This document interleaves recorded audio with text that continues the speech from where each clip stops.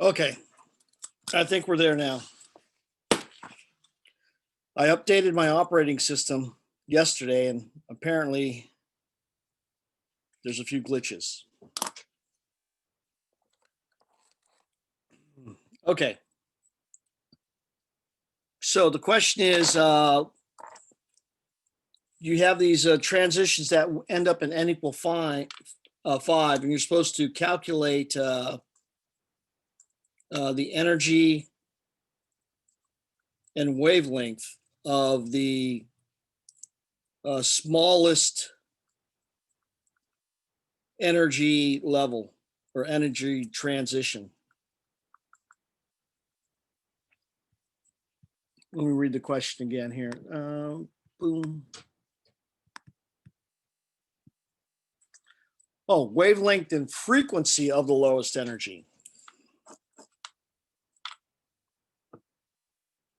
Okay.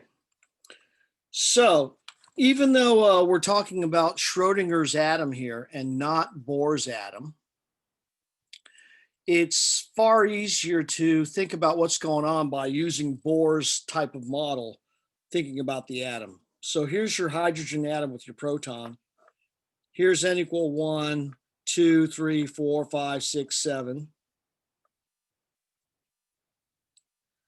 And these will look a lot like orbits, and that's okay.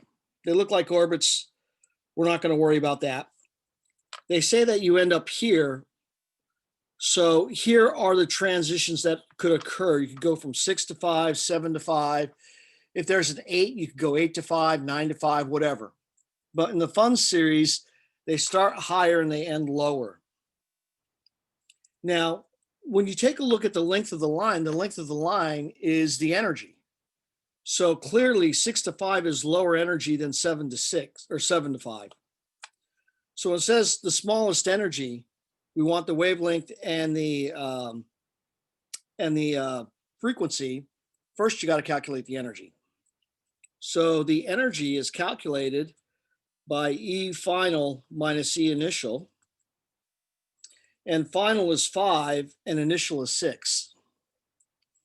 So this is also equal to minus 2.1788 times 10 to the minus 18 joules times 1 over n final squared minus 1 over n initial squared. And I get all of this because E is negative RHC over n squared. And when you plug in values for R, H, and C, you get this number right here, minus 2.1788 times 10 to the minus 18 joules. Okay, so this becomes minus 2.1788 times 10 to the minus 18 joules, 1 over 5 squared minus 1 over 6 squared. So let's see what we get here. 1 divided by 25 minus 1 divided by 36. And then multiply that by 2.1788 second EE negative 18. And we get that the change in energy is minus 2.66230.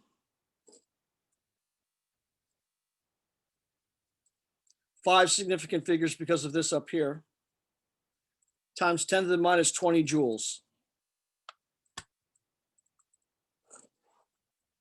So that's the change in energy, but that's not going to be the answer to our question because we're looking really for frequency or wavelength. All right. So are there any questions about how I got this part?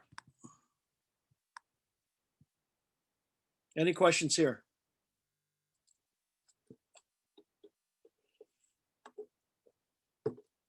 All right then. So we've got the change in energy is equal to negative 2.6630 times 10 to the minus 20 joules. To calculate the wavelength or the frequency, let's go with the frequency first. We use this. And that means that the frequency is the energy divided by Planck's constant. which is going to be 2.6630 times 10 to the minus 20 joules over 6.626 times 10 to the minus 34 joule seconds. And the question I expect one of you to ask me is, how come the energy here is not negative? And the answer is simple. There's no such thing as a negative frequency. And there's really no such thing as a negative energy. So why do we have this negative here if there's no such thing as a negative energy? And the answer is because that tells us that's energy released, not absorbed. But energy is neither negative or positive on the face of it. It's only negative or positive based on what direction it's going. So the negative sign does not indicate any character of the energy other than that it is being released. Positive indicates the energy is absorbed. That's the character it releases, nothing else. So that being said, we don't care whether the energy is being released or absorbed. If we wanted to, we could put the negative in there and say, okay, fine, the negative's in there. Let's go ahead and figure out this answer.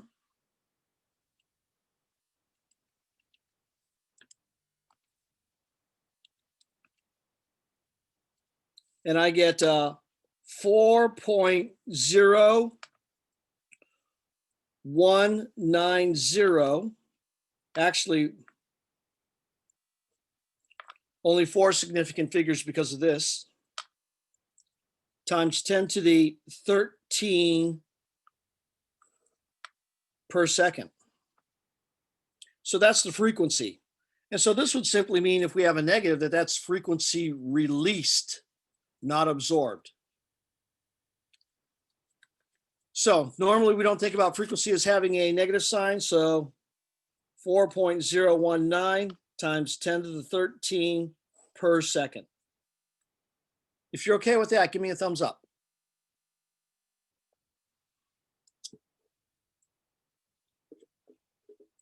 Now we can now calculate the wavelength 2 ways. We can do C is equal to lambda nu, which means that the wavelength lambda is equal to C over nu, which is 2.998 times 10 to the 8th meters per second, divided by 4.019 times 10 to the 13 per second. The per seconds cancel, and let's see what we get here.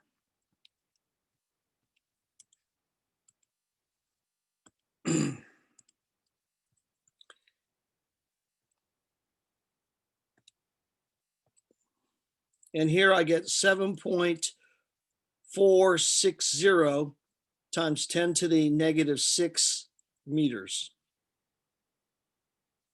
That's one way to calculate the wavelength, or excuse me, the wavelength. The other way, we do this. E is equal to h nu, which is equal to hc over lambda, which means that lambda is equal to hc over the energy.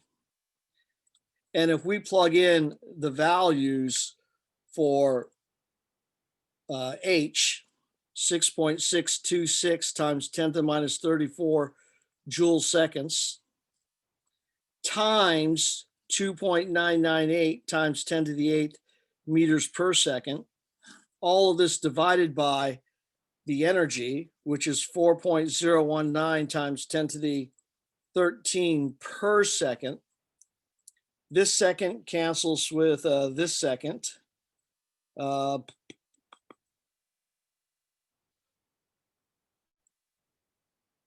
Did I do that right? Oh, and this is, oh, I'm using the wrong number here. The energy is minus 2.6630 times 10 to the minus 20 joules. And here this joule cancels with that joule, and we'll be left with meters for the wavelength. So if we plug all these numbers in, oh, and I should say over here, you could pretend that you get a negative wavelength, just means it's a wavelength emitted. So just sticking true to what we've done before, I'm going to leave that as a negative.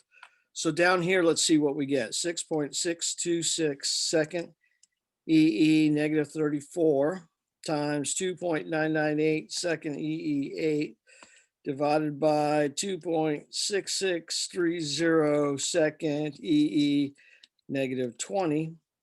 And we get negative 7.460 times 10 to the minus 6 meters.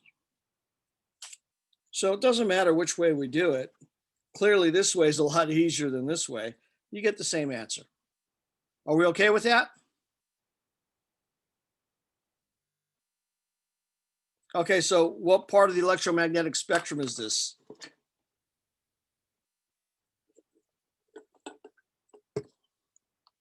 I'll show you how to answer that. That wasn't one of the questions, but I'm going to ask it. What part of the electromagnetic spectrum? So you take this minus 7.460 times 10 to the minus 6 meters, multiply by 1 nanometer over 1 times 10 to the minus 9 meters. So we're really dividing by 1 times 10 to the minus 9.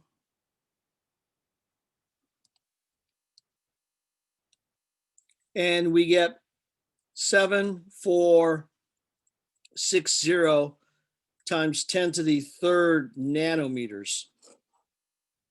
Oops, 7.460, which is 7,460 nanometers. Now, roughly speaking, when we look at the electromagnetic spectrum and we look at short wavelength, which is high energy, short wavelength would be violet. And this goes from about 400 nanometers to about 700 nanometers. So to the left of the violet is going to be ultraviolet, and to the right of the red is going to be infrared. And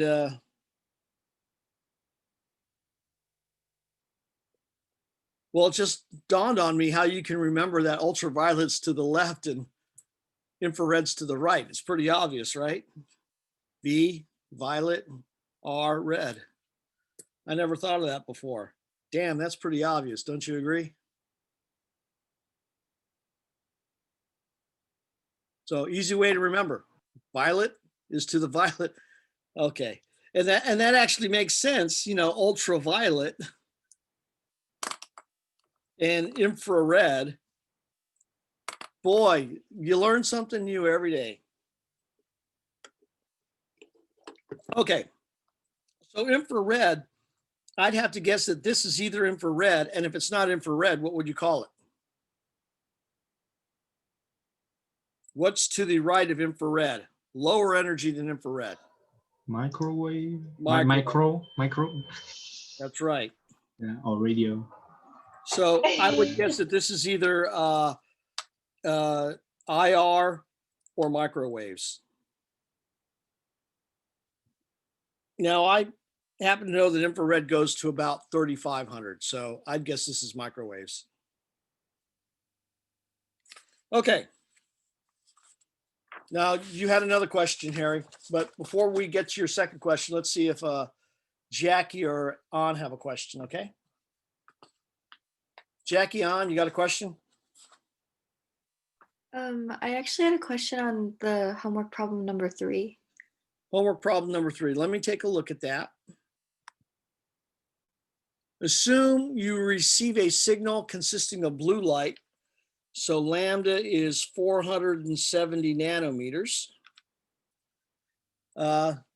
G, that's supposed to be the energy of the signal is 2.5 times 10 to the minus 14 joules. How many photons reach your eye? Okay, well, here, let's use this to calculate the energy of one photon. And for that, we use h nu, which is equal to hc over lambda, which is 6.626 times 10 to the minus 34 joule seconds, times 2.998 times 10 to the 8th meters per second, over 470 times 10 to the minus 9 meters. I never like to leave it in nanometers when you're using this formula because the nano doesn't help you out. Okay, so let's see what the answer here is. 6.626 second EE negative 34. Whoops. Times 2.998 second EE 8, and then divided by 470 second EE negative 9. Now, before you do the calculation, you should at least estimate the power. So here, if this negative 9 comes into the numerator, it's positive 9. 8 and 9 is 17. 17 and 34 is negative 17. So our answer should be kind of close to times 10 to the minus 17. Now, since this is what? 7 times 3, which is 21 over 240, which is 0.05, we expect the power to be a little bit more negative than negative 17, like maybe negative 19, but in that ballpark. So my answer comes out to be 4.2 times 10 to the minus 19 joules. Okay, that's the energy per 1 photon. So we could write down 4.2 times 10 to the minus 19 joules per photon. We can write that down. So how do we take this number and calculate how many photons? Well, it's actually quite simple. We do 2.50 times 10 to the minus 14 joules. And you can see that if I do this,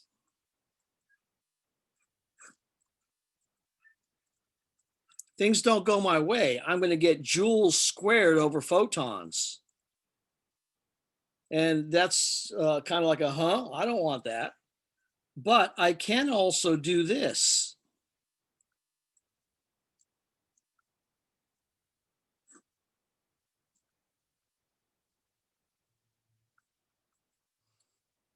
So you can see I'm going to get photons as my answer. And all I have to do is take this number and divide it by that.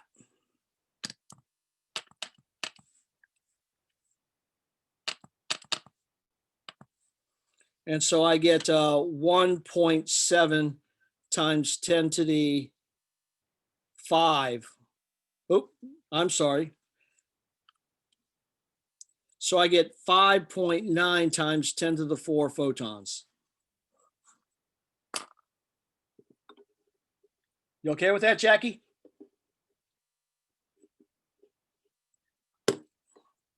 So this whole problem is supposed to make you think about what you're really calculating. The energy of 1 photon. Okay. How about you, On? Do you have a question? Not really. I'm just sticking Hanging out. around. That's fine. Harry, what's your next one? I was on question 6. Question 6. Exposure to a high dose of microwaves can cause tissue damage. Estimate how many photons with wavelength 12 centimeters must be absorbed to raise the temperature of your eye by 3 degrees. Assume the mass of the eye is 11 grams and the specific heat capacity is 4 joules per gram degree Celsius. Okay, so when we take a look at the Q for the eye, that's going to be C of the eye, mass of the eye, change in temp of the eye. So they say 4.0 joules per gram degree Celsius. They say the mass of the eye is, where is that? 11 grams. And the change in temp is going to be 3 degrees Celsius, if I remember right. So that's how much energy the eye has to absorb to raise the temperature by 3 degrees. Okay, so this is a pretty easy number to estimate because you have 4 times 3 is 12, and 12 times 11 is not 144, but 132, right? Something like that. So 4 times 3 times 11, and that's 132. So I'm going to write 130 joules. Only 2 significant figures because of the 30, the 11, and the 40. The grams, of course, cancel. The degrees Celsius cancel. So that's how much energy has to be absorbed. So how do we work this problem? Well, we know that the wavelength is equal to 12 centimeters. So the energy is h nu, which is hc over lambda. So the energy of one photon is going to be 6.626 times 10 to the minus 34 joule seconds, 2.998 times 10 to the 8th meters per second. All of this divided by 12 times 10 to the minus 2 meters.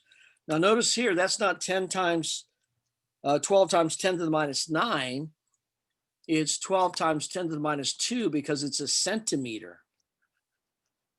So we find out the energy of one photon is equal to, let's see, rough estimate,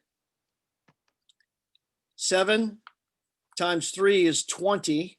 20 divided by 12 is 1.5. -2, bring it up top, and it becomes +2. 8 and +2 is 10. So we get times 10 to the minus 24. That's our estimate. So 6.626 second EE, -34.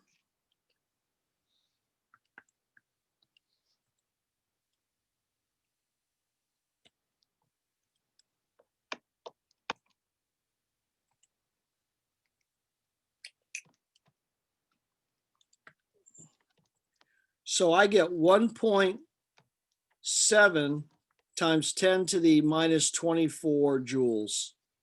And that's per photon. So how do I take this number and this number and figure out how many photons? And the answer is just like we did it before. You start with this number and don't multiply by this number, multiply by the inverse, and you're home free.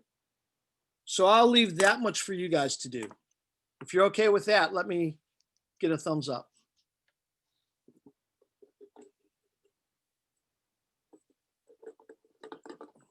Wait, say that again? What do we do? We do the same thing that we did in the previous problem. Oh, okay. You see here how we took this number here, and instead of using it this way, that much energy per photon, we used it as one photon per that much energy. Are you with me there, Harry? Yeah. So we're not going to use it this way. We're going to use it as one photon per 1.7 times 10 to the minus 24 joules. Oh, okay. So it's the same problem as the previous one. Kind of disguised, though, in the eye. Okay. What's next? And then I had just one more thing in regards to the lab. Yes. With Let the me open up the lab assignment or lab notebook. we're just with doing the problem, like doing the oh, what are they? The tables. Okay. So which table are you interested in? Well, I guess Begin. really the one that I'm the most interested with, at least with getting help on, is probably the table with the change in energy and the wavelength, the A, E, F, G, H, I. Right. They call it the wave energy, right? Right. Oh yeah, the wave energy.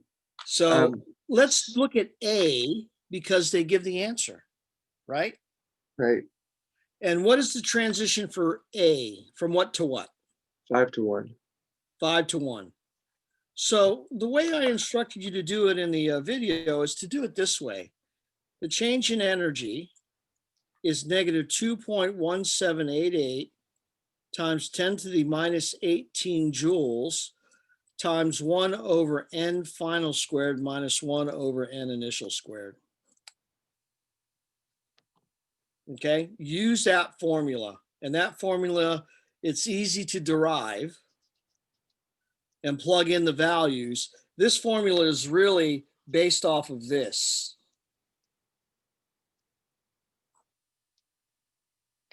So this on the right comes from this on the left. And it's It's just math, but when I say it's just math, I mean to me it's fun math.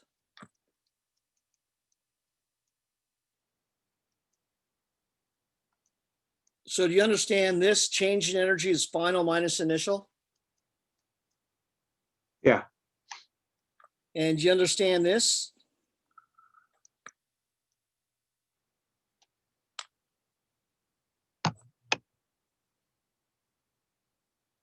I plugged this formula in for E. Yep.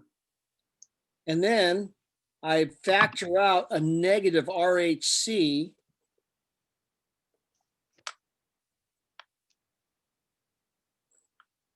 And I get that. Right. And then when you plug in numbers for RH and C, you get that. Right. So it's kind of a fun thing to calculate or to figure out, starting off with just that. Just, you apply the algebra rules you've learned over the years. So this is going to be what? Which one of these is the final? 1. Good.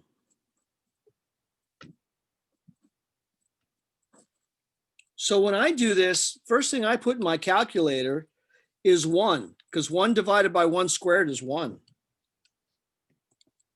And then I subtract from that 1 divided by 25. And I get a number that's really close to 1. It's 0.96.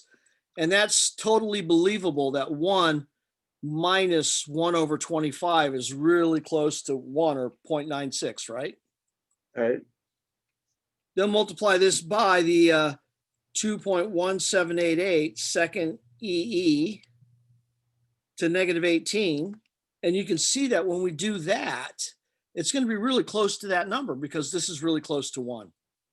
And so we get negative 2.0916 times 10 to the minus 18 joules. So that's Right. the change in energy. I just, because like if I do E, which is 6 to 2, then do all that, do the 1 over 4 minus 1 over 36, and I get the number, and then I multiply it by that negative 2.178. Yep.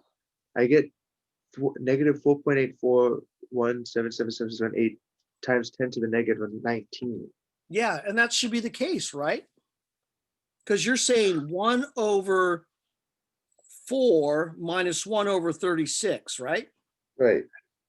So this is going to be a number that's going to be really close to 0.25, isn't it? Right. And 0.25 of that, 1/4 of that is going to be like 0.5 times 10 to the minus 18, right? But if you Right. plug that into your calculator, you're going to get 5 times 10 to the minus 19. Plug that into your calculator. 0.5 second EE, negative 18, and then hit enter. Oh, What does your calculator do? 5 times 10 to the negative 19. It automatically turns it into scientific notation. So That energy you're getting, Harry, is fine. I just leave it with negative 19? Yeah, it's fine. Well, Oh, that's fine. okay, that's where I've been stuck at with this one. Oh, okay, I didn't realize you could just leave it. Yeah, just leave it. Like on that particular problem, I did not ask you to make it times 10 to the minus 18. But the previous one I Oh. did. Oh, okay. Like for the one where you're getting the emission spectrum, if you have all the energies times 10 to the minus 18, it's a lot easier to draw your energy level diagram. So when you draw your energy level diagram, do you remember the one where this is n equal 1 and this is 2.2 times 10 to the minus 18 joules? Right. Your next one is something like this. This is like n equal 2, which is like 0.54. And then n equal 3 is like right here. And then n equal 4 is like right here. And then 5, 6, 7. It's hard to really Right, draw them right. in and make them look separate, isn't it? Right. Okay. It's like they're all right on top of one another. And like, Mm. how am I supposed to do this, Tony? All And right. you're Well, out there at home going like, gosh darn it, that's evil. All right, well, thank you. Yeah, no, that's what I was getting caught up on with Yeah. the um And so here, when you look at the energy levels, are they closer together for small n, or are they closer together for large n? large end. They're really close together for large n. Okay. So that's why you draw that diagram, is because it becomes glaringly obvious to you that they're closer together for large n. Where when you look at the radius, you find out it's the exact opposite, right? They get really, really big for large Oh, n. right. Okay. Oh, yeah. All right. Well, thank you. Yeah. That clears it all up. Okay, cool. What else do we have? Okay, well, let's start doing some problems. We'll get through as many of these as we can in the next 20, 30 minutes. So what I have here are some problems. Violet light has a wavelength of 410 nanometers. What is its frequency? So I'm going to go through these pretty quickly. So here, the frequency, we're going to use this formula. C is equal to lambda nu. So the frequency is going to be C over lambda. So this is going to be 2.998 times 10 to the 8th meters per second over 410. And what do I put instead of nanometers? Times 10 to the minus 9 meters. And is that okay? Absolutely. We don't need to convert it. We can actually substitute the number. So for the frequency, you can see that when that -9 comes up, it becomes 10 to the positive 17. And so this answer is going to probably come out to be somewhere around 10 to the 15.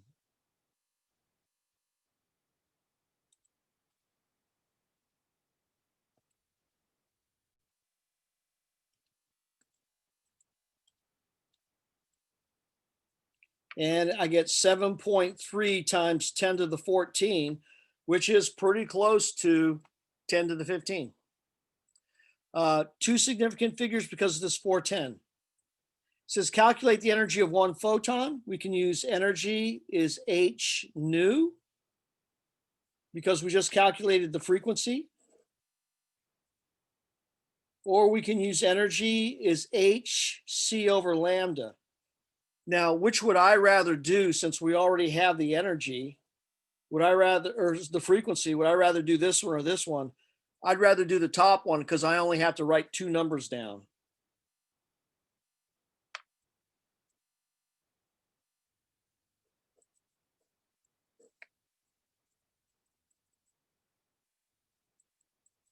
And what's also neat about this is that I already have this number in my calculator. So all I have to do is multiply the number in my calculator by that and round it to 2 sig figs, and I'm good to go.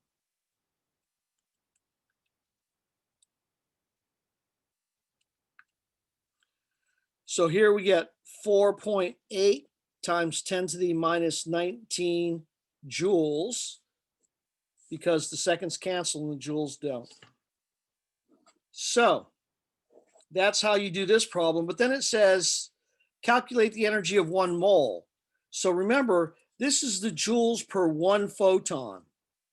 So to convert that into a mole, you would take 4.8 times 10 to the minus 19 joules per photon and multiply by 6.022 times 10 to the 23rd photons per 1 mole of photons.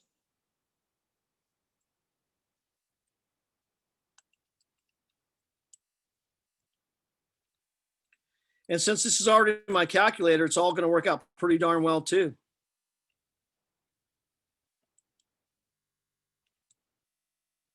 So I get 2.9 times 10 to the 5 photons. So that's roughly 290,000 photons. Any questions there? Okay, one last thing. Compare these photons to red light, which has more energy. Well, you just do this. Vib Gyor 400 650 This is a low or short wavelength. And if you look at the formula here, short wavelength translates into high energy. Long wavelength translates into low energy. So when they ask, compare these photons to red light, which has more energy? Well, the violet. Short wavelength is higher energy. Okay. In this particular case, when I think about low energy and high energy, I think about like the wavelength as being sort of like a vibration. Short wavelength means it's vibrating a lot. That seems to be high energy.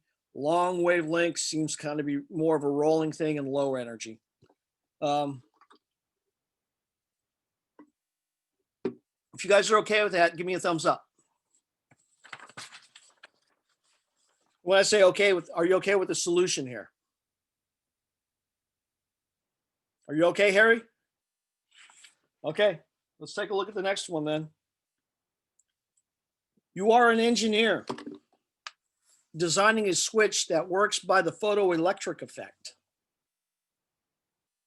The metal you wish to use in your device requires 6.7 times 10 to the minus 19 joules per atom.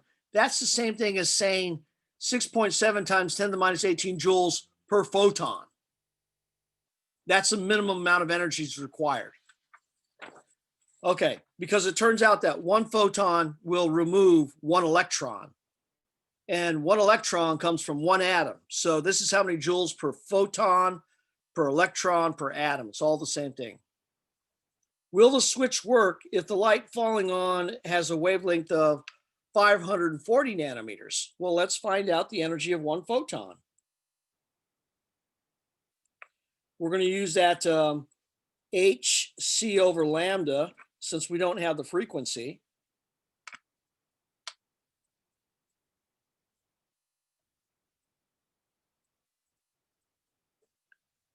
So that's the Planck's constant.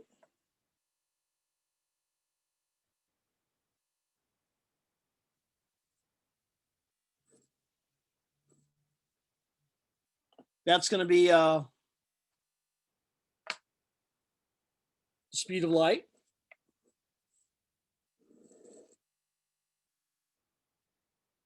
And the wavelength is 540 times 10 to the minus 9 meters. So here, the energy of one photon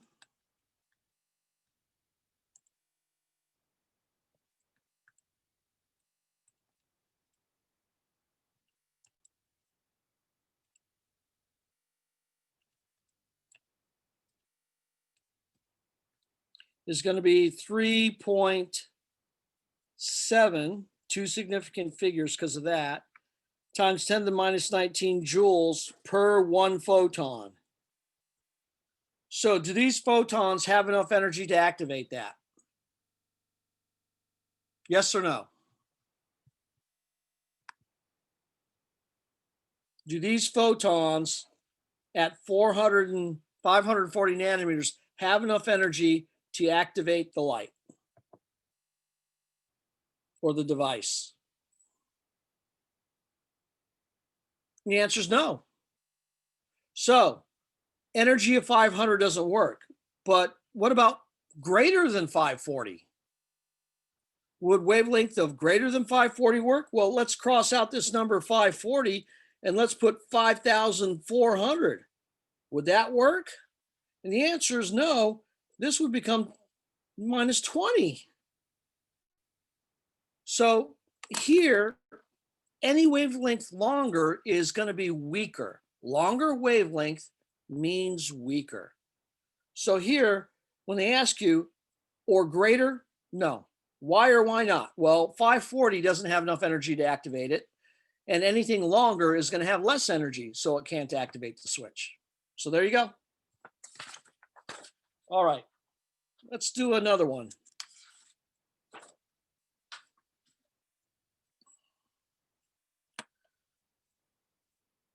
The most prominent line of neon is found at 865.438 nanometers. Other lines are located at blah, blah, and blah. What region of the electromagnetic spectrum are these found? So the way I would do it is Vib, Gyur. Red is around 650 to 700. Violet's around 400. And since these are in this region here, that's going to make it infrared. Next to the red, so infrared. And infrared generally goes up to about 3,500. All right, next, which is the most energetic line? Well, here, this is short wavelength, and this is long wavelength. And because of this formula here, we can see that short wavelength is going to translate into a large energy.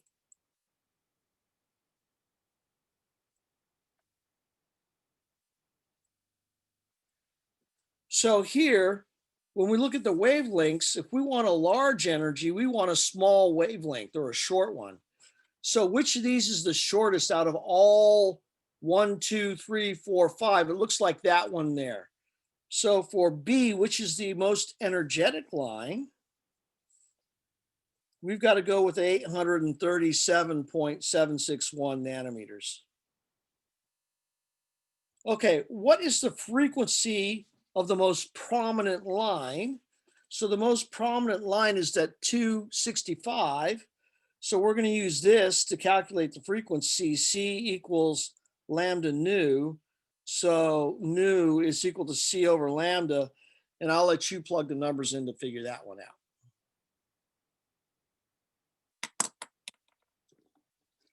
Okay, any questions on how to do this one?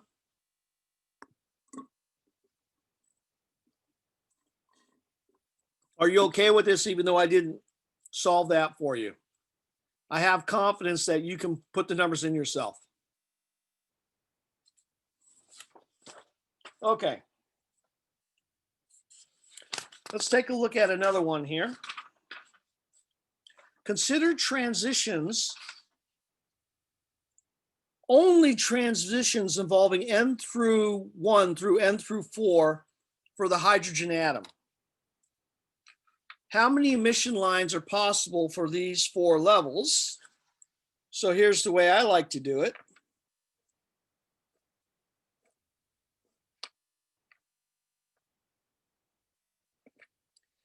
So first of all, when they talk about emission, you have to start high and go low. So that's going to be emission.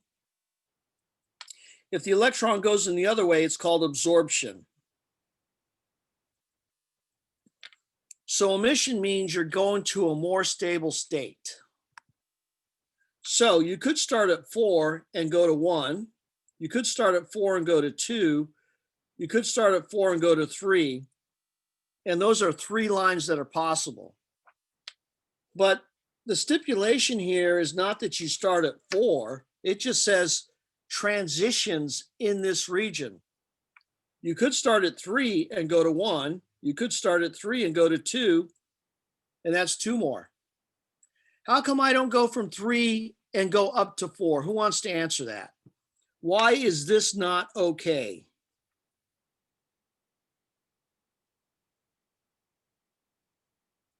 So absorption. It's absorption, precisely. And they say emission.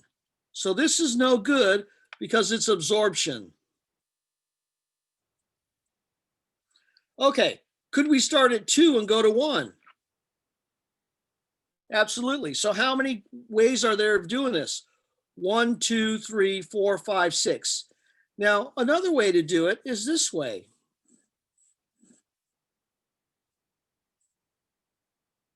Instead of doing it this way, you could say, well, you could start at 2 and end up at 1. You could start at 3 and end up at 1. You could start at 4 and end up at 1. Or you could start at 3 and end up at 2, or 4 and end up at 2, or start at 4 and end up at 3. How many do we get this way? 6. Same as the other way. So the only constant that I have here is that in this side, I'm starting out with the same place. I start off on the same shell each time. Here, I end up in the same shell each time. So you're going to get the same answer either way. Any questions for how many emission lines possible? Okay, let's do the next one. Photons of the lowest energy involved. Now here, it's important to redraw this.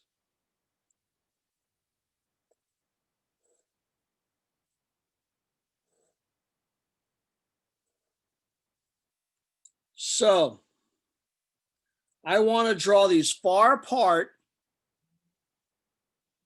because we're talking about energy levels. I want to draw them far apart if they're close together, like 1 and 2, and I want to draw them close together if the ends are big, like 3 and 4.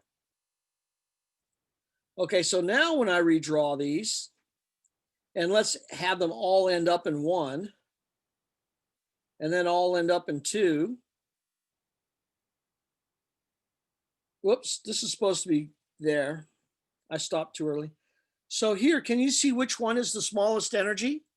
Clearly, that is the smallest energy. 4 going to 3, and that's because energies of n are closer for large n. And when you're talking about only energy levels 1, 2, 3, and 4, 3 and 4 are the large ones. So, are there any questions about photons of the lowest energy? Now, what you're supposed to see here is that we don't have to make a calculation if we draw the figure. Here, is it obvious that this is the smallest energy compared to the rest? Or that this is the smallest energy? And the answer is no, because I drew these about equal distance apart. And here, it's really obvious that 4 to 3 is the smallest energy. Capiche? We okay?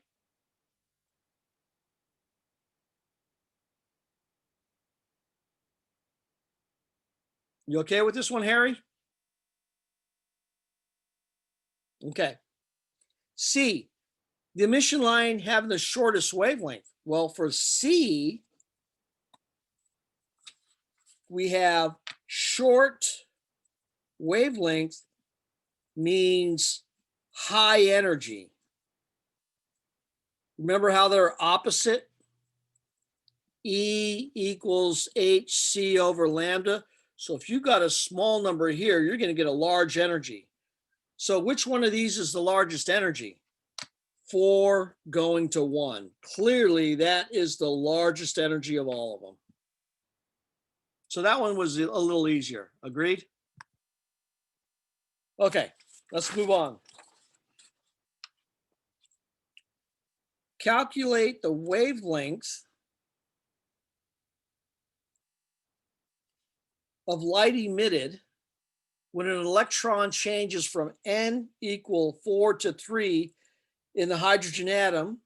So we're going to use this.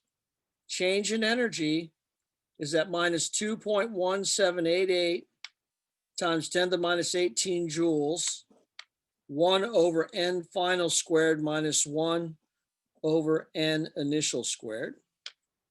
So minus 2.1788 times 10 to the minus 18 joules, 1 over n equal 3 is the final, and n equal 4 is the initial. And so this is basically 1/9 minus 1/16, which is going to come out roughly to about 0.1. Because 1/9 is about 0.1. So 1 divided by 9 minus 1 divided by 16.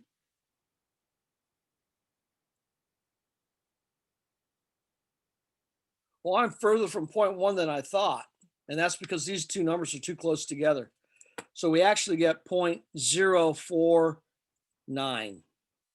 or 86111. Now multiply that by this -2.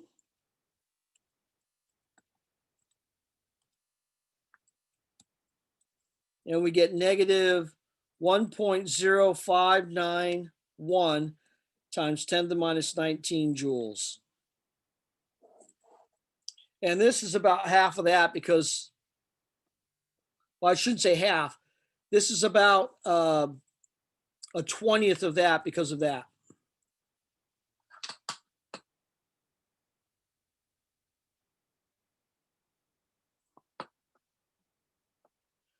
All right, so that's the change in energy. To get the wavelength and frequency, we then do the following.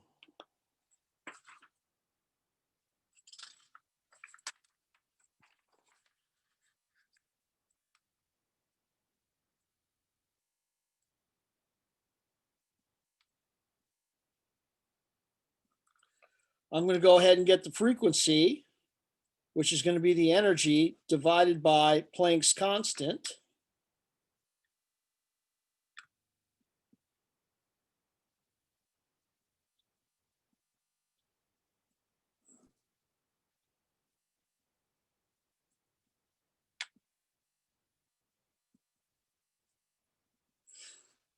And let's see how that comes out.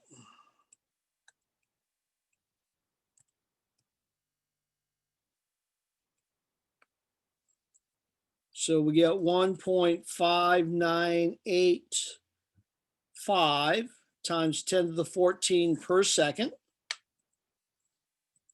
And then for the wavelength, that's going to be equal to hc over the energy.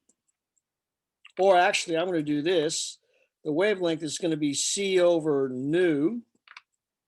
And so that's going to be 2.998 times 10 to the 8th meters per second divided by this negative 1.5985 times 10 to the 14 per second.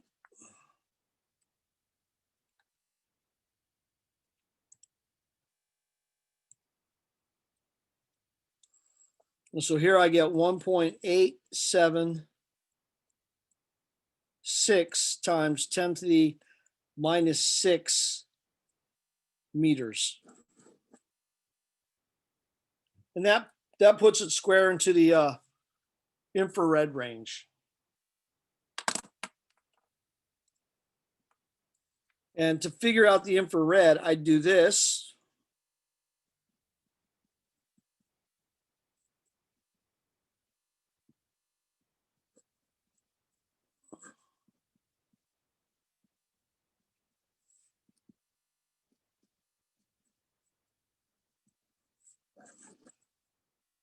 And that's infrared. Any questions about this one? If you're okay with this one, give me a thumbs up.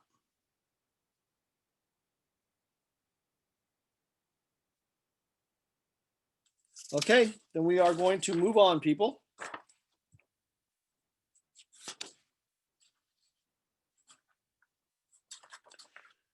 Okay, a beam has an average speed of 1.3 times 10 to the 10 centimeters per second. What is the wavelength of the electron? Here you're going to use the de Broglie wave equation. The de Broglie wave equation is that the wavelength is equal to h over mv. So this is going to be 6.626 times 10 to the minus 34 joule seconds. To use this equation properly so that you end up with meters as your answer, the mass must be in kilograms, which it is.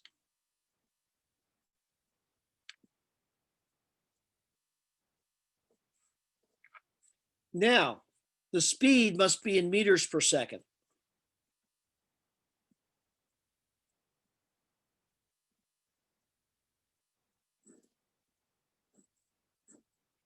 So here, instead of writing centimeters per second, I write times 10 to the minus 2 meters per second. And I changed the 10 to an 18. That was wrong on my part. That's supposed to be a 10. And so here's the equation. As long as this is in kilograms, as long as this is in meters per second, and as long as you keep this in joule second, which is all you know, your answer will be meters guaranteed. And you don't need to show me how the units cancel out. That's all right. So that's how you do this problem. Are there any questions about how to do this one? I'll let you figure this part out. And this part's only going to have 2 zig figs because of 1.3. So are you guys okay with this one?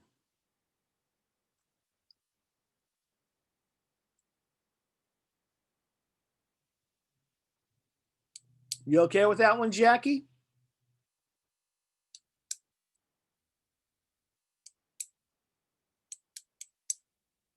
Okay.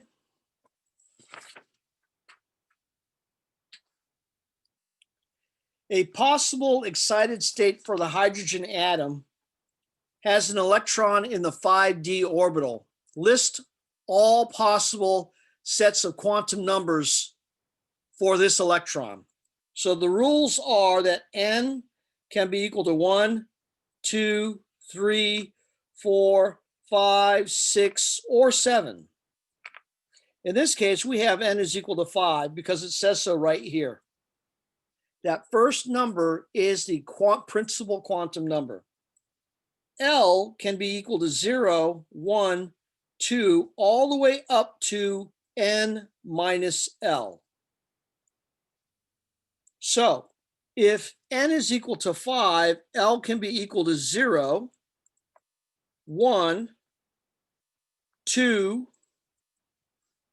3, or 4. Now, it turns out we don't have an L equal 4. We do have an L equals 0, a 1, 2, or 3, but we don't have a 4.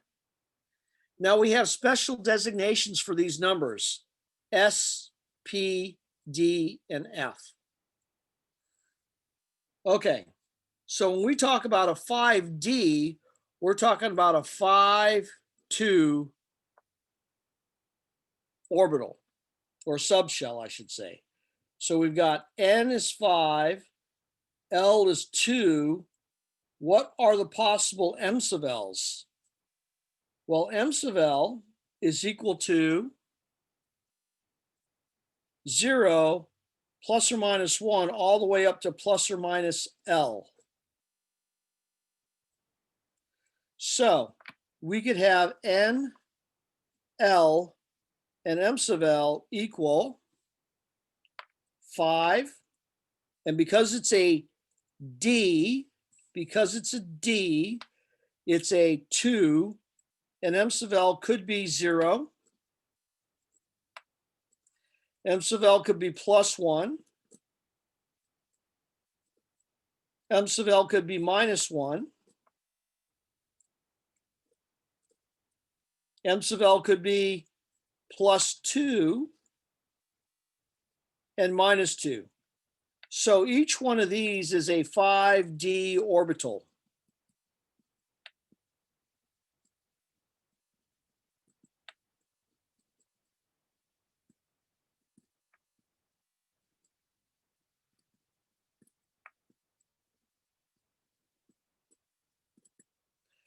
And what are these 5d orbitals? What are these 5d orbitals make up? They make up the 5d subshell.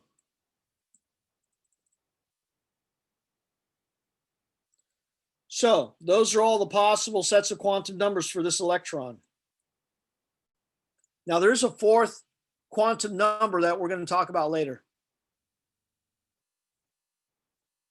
Okay, next. How many subshells occur in the electron shell with the principal quantum number 5? The deal is that when you look at the quantum numbers 1, 2, 3, 4, 5, 6, 7, and you look at the possible subshells, the answers are 1, 2, 3, 4, 5, 6, 7. Now, when you look at the real number of subshells for the current periodic table, it looks like this: 1, 2, 3, 4, 4, 3, 3.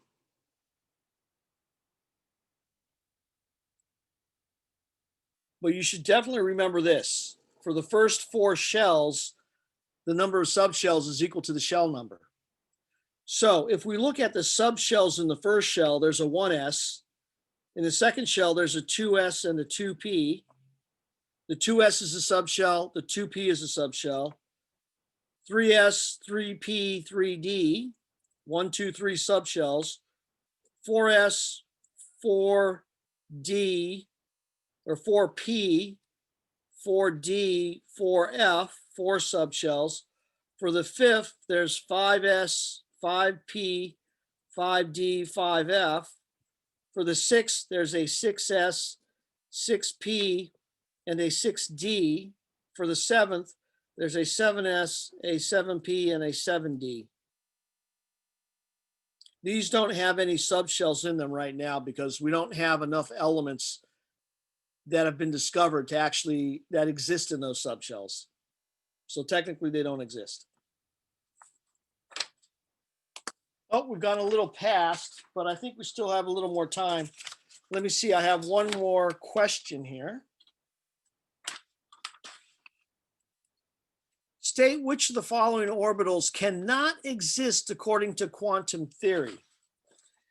And the answers are that cannot exist are 2f and 1p. And for the 2f, we have n is equal to 2.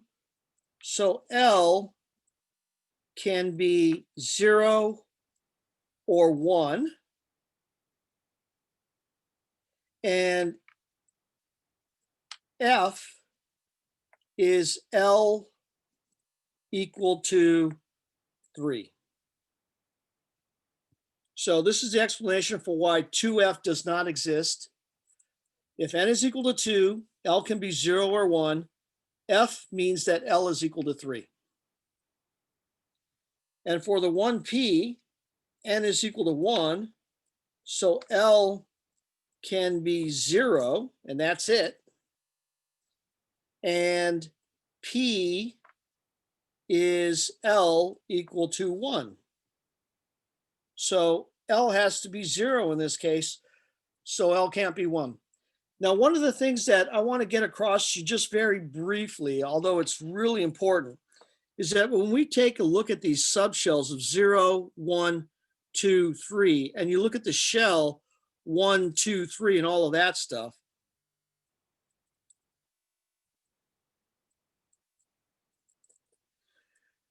with the shells, it's pretty easy to understand. You just think of the shells as being farther away from the nucleus. So 1, 2, 3, 4. Are you guys okay with that?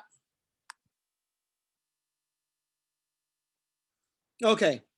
But then what is L equals 0, 1, 2, and 3 equal to? So here in the fourth shell, you've got a 1, 0, 1, 2, 3. How does that correspond to this? And the answer is it doesn't.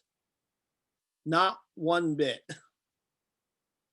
So here, instead of number designations, which can kind of be confusing, we call them S, P, D, F. And each of these is a subshell. So if we take a look at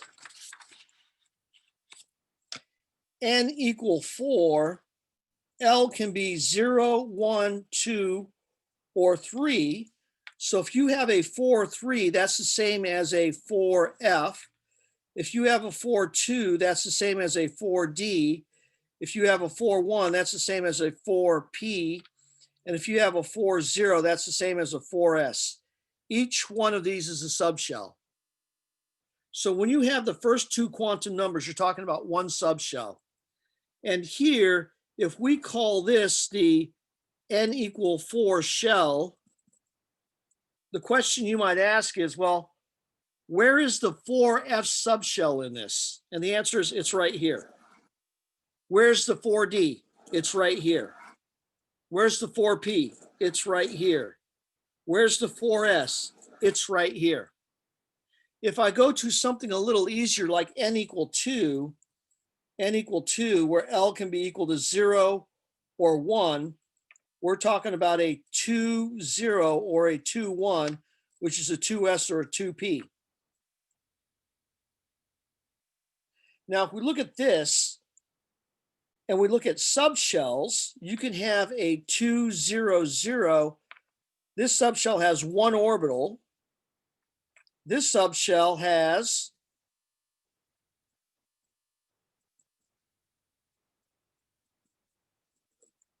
3 orbitals. So here's what the 2s orbital looks like. Looks like a sphere. Here's what a 2p looks like. Looks like that. Here's what another 2p looks like. Looks like this. And the third 2p looks like this. So these are Cartesian coordinates where I'm going to call this X, Y, and Z. Now, if I put all of these 3 together, here's what it looks like.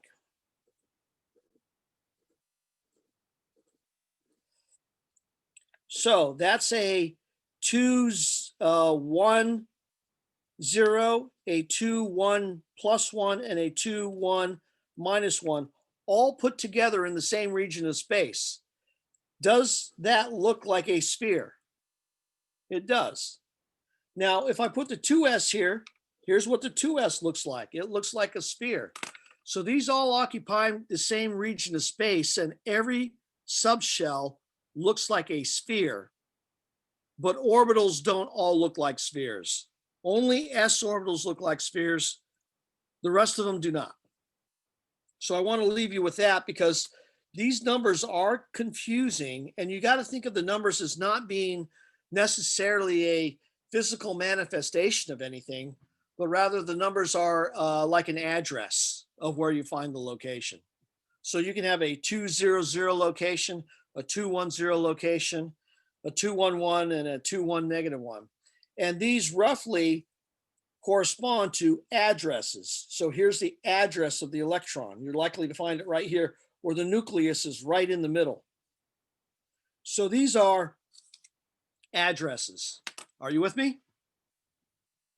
And the address correspond roughly to energies. All right, folks, thanks for listening. Remember, you're going to have your quiz tomorrow. Is that right? Yeah, your quiz is tomorrow on this module. I'll be posting some lectures for the next module tonight. All right. Turn your mics on and say your goodbyes. Bye, everyone. Bye, everyone. All right, Good bye, everyone. one. See you on Friday. See you Friday.